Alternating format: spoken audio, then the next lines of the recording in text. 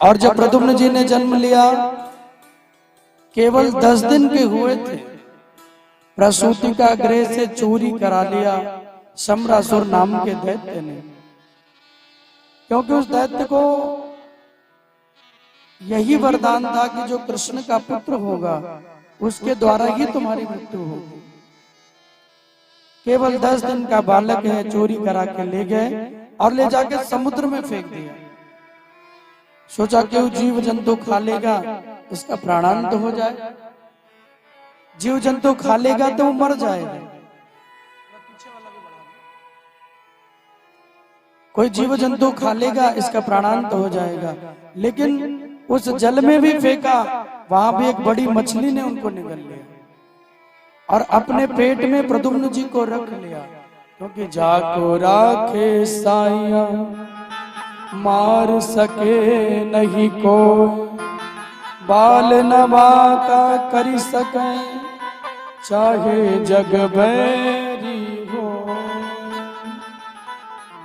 जिनकी रक्षा के लिए भगवान खड़े हो उनको कौन मार सकता है, और जिनको भगवान ने त्याग दिया हो, छोड़ दिया हो, उनको कौन बचाने वाला है। श्री गुरुदेव भगवान ने कहा कि राजन, एक बड़ी मछली ने प्रद्युम्न को निगल लिया।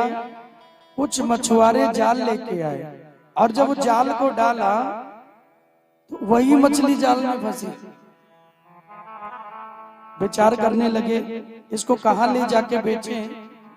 तो पहले के जमाने में ये नियम था कि कोई बाजार लगता था, कोई वस्तु बच जाती थी जो ना बिके तो राजा के दरबार में उसे बेच दिया जाता था।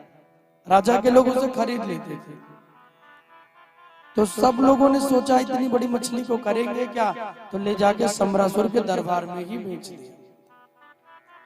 और जब उस रसोइया मिलकर उस मछली को के पेट को फाड़ने लगे, आरा से उसे काटने लगे, तो उस बालक के रोने की आवाज आई। और जब पुत्र के रोने की आवाज सुनाई दी, एक मायावती नाम की दासी है, वो दौड़ी दौड़ी आई, कहा मुझे पुत्र नहीं है, इसको मुझे दे दो, मैं पालन करूंगी। सुखदेव मुनि ने कहा कि राजन, ये दासी कोई और नहीं, कामदेव जी की पत्नी रति महारानी है। और प्रद्युम्न जी कोई और नहीं, कामदेव के ही अंश अवतार भगवान के पुत्र के रूप में प्रकट हुए हैं।